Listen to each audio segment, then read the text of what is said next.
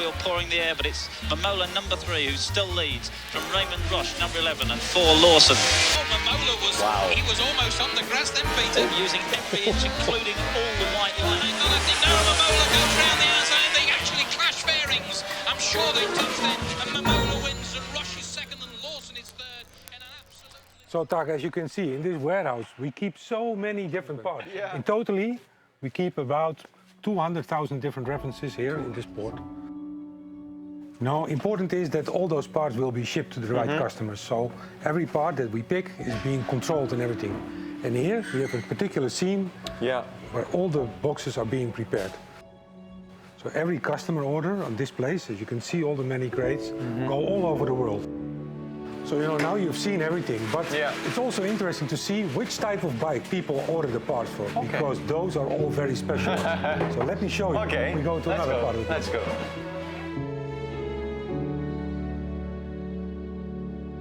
So, Taka, you see here all these great bikes from the past. Historical bike, classic bikes, young timers, 60s and 70s. Yeah. And we at CMS, we like those bikes a lot. And we try to find the parts. The parts to keep them in a perfect condition. Because to restore these bikes, you can't find parts anymore so easily. And we at CMS, we collect those parts. Even I can check their website, right? If you check out our website, Amazing. you find the very special old parts that you cannot find anywhere else. So you see, Taka, you need a lot of space to store all those special parts and vintage parts. But here you see a very nice example, if you have the right parts, what you can do to restore a bike. Like a complete brand new replica. This bag also It looks like really a nice. very, very special one in that sense. But wait, No, this is like You don't want- Landy's bike. but this one is special. You know, this is a special bike. It has a special spell, so But, I don't want you to touch it. Really. Come on, he's a MotoGP rider, and I know your talent. I know Randy Mamola. Okay. I want to try. I mean, just Don't. Okay, if you do, it's your responsibility. just once. Well, before this race, there was a lot of talk about whether Yamaha would draft in Kenny Robinson.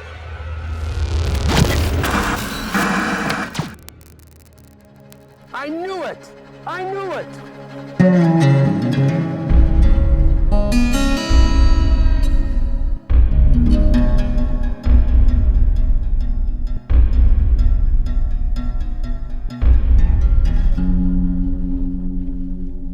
You touched my bike.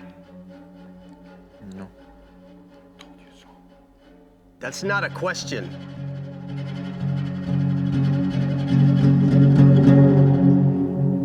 Okay, I did it. I'm sorry. Gomenasai. Okay, let's go talk about it.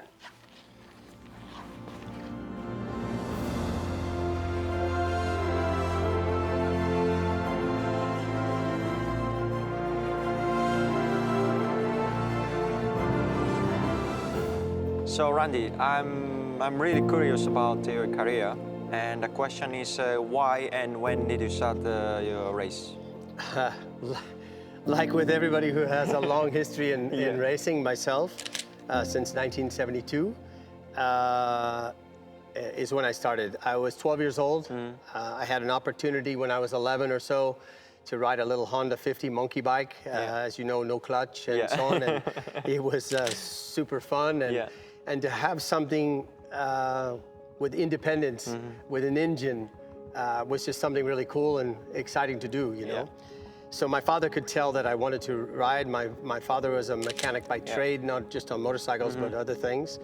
And the rest is history. I got my first motorcycle at 12. I started racing pretty much right away. Started road racing at 14 already, just 2 years later with a factory Yamaha sponsor from Yamaha USA. So there's just so much to tell, as you can imagine, if I'm going back to 1972. So I'm sure yours is just a little bit shorter, but it'll be equally interesting, of course, to hear from your side. Well, I started my race career when I was 4 years old, and my parents gave me a pocket bike. Honestly, I couldn't, even keep straight, and I was not. I remember what was really difficult for me, and then of course every day I had to practice, and my parents helps a lot. You know, my father was used to my, you know, maintenance and mechanics of my bike, and my mom was like a taxi driver. And yeah, every weekend I had a race, and from pocket bike and move up to 50cc mini bike, and then 1 to 5 and Moto2 and MotoGP. So yeah, my life is everything bike, and of course I'm pretty happy. First 2 years I'm able to, you know, World Championship with the 1 to 5cc, and then that 2 years I couldn't have a good result, and back to Japan Championship, and I switched to 600 and 4-stroke, and then after 2 years I have a chance to came back World Championship in Moto2. I moved to MotoGP, and now I'm here. Yeah, I mean, some up and down in my life, but I'm pretty happy. What year was when you were 4 years old? What year was that? I born 92, and It's my last so year. It means I started. That's my last year. 1996. Yeah. Okay, so you can understand why your motion went straight into Grand Prix racing and so on. So Randy, sometime I rewatched like in the past video or some image. Tell us how different between, you know, like 20 or 30 years ago and now. So you being Japanese, Yeah. you understand that the majority of the World Championship is in Europe. So therefore you have to do already a long travel. You have to be separated from where you come from. Yeah. A lot. You realize that I believe you live in Barcelona. Yeah. So for you going home to Barcelona, you have your friends, you have your restaurants, your things Yeah. that you go. And I think this is a really important part of that. With us, no mobile phones, no internet, Yeah. no Instagram, no nothing to worry about on this. The biggest worry was anybody who was American, which was Kenny, myself, Eddie, Freddie, Schwantz, anybody who went home had to bring, I don't even know if you'll know what this is, a VHS tape. VHS. VHS was a cassette, cassette, that you, yeah. like this, Okay. with a big reel like this. This is what we had on television, okay? It is amazing. Yeah. So if any American went home, Yeah. we had to bring movies home because we didn't want to watch the Italian movie with the American words talking in the wrong way or something like this. So there was, we were not enemies, but we were rivals on the racetrack. Yeah. But not just the Americans, we were against everybody, the Italians and so on. But there was a simpleness about the world and life as I knew it then in comparison to now. As you know, we have the social medias, we have all of this. But you can use it in your very modern way. Yeah. I'm still trying to learn with that, with my Instagram, but it was just something really, really special. The other thing is nowadays, people are so in a hurry to go back to their homes and things like that. We actually drove our motorhomes to the next races. Yeah. So as you know, Germany was last week and Athens the next week. Yeah. We would drive our motorhomes.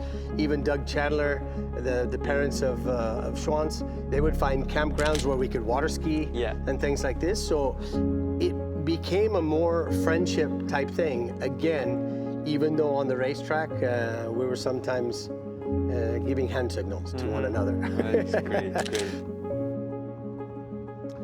So Taka, out of all the history of things that you've followed in motorcycling, Yeah. looking at past videos, futuristic things, Yeah. the bikes that you are riding now, what bike would you choose, or bikes, motorcycles that you would choose right now if you'd like to go out and ride?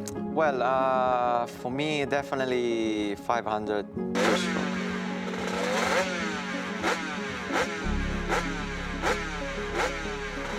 To try how different, you know, between MotoGP and the 500 two-stroke. This is something really interesting for my, you know, I really feel that is a lot of curious that how different. Randy, tell me more about this bike. The number 7 bike back there with Wayne Gardner's sticker. I can tell you that it's part of the World Championship bikes. In that era, there were a lot of 3-cylinder 500s that were coming out of HRC. One for a lot of us, well, more than one. Yeah. So I know that I've spent plenty of time even on this bike. Sometimes we just had to change the decal. But it was very, very special. But let's take a chance right now because I know that when we get over there and get close to the bike, we can have a good look. Okay.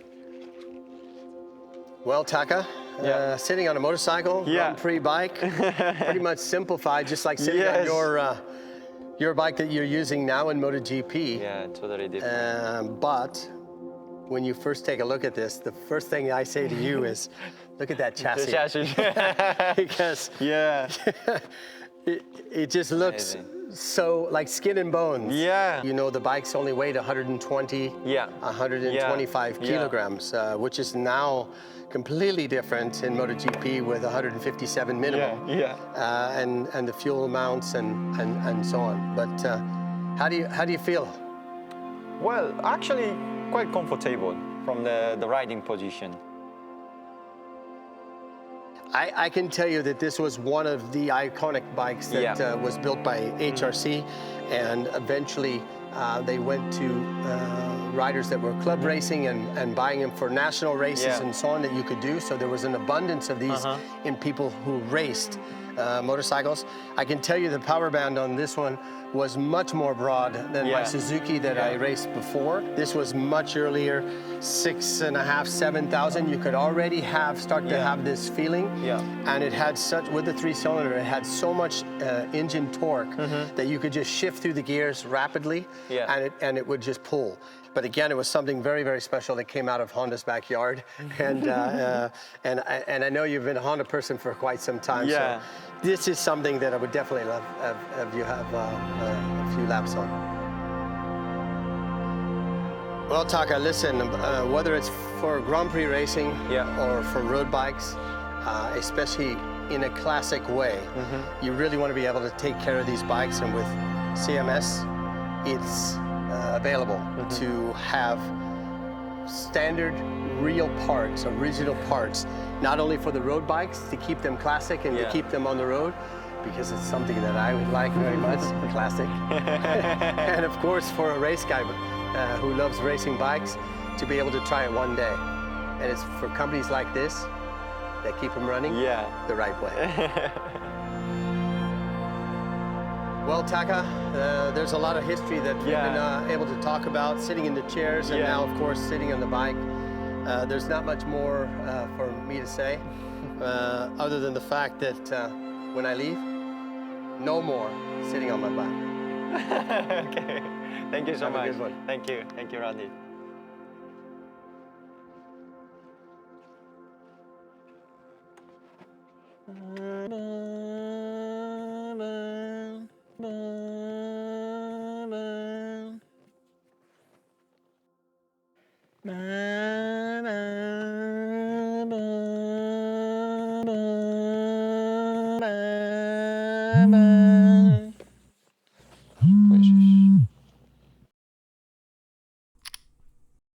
Hello? Taka, this is Randy. What did I tell you?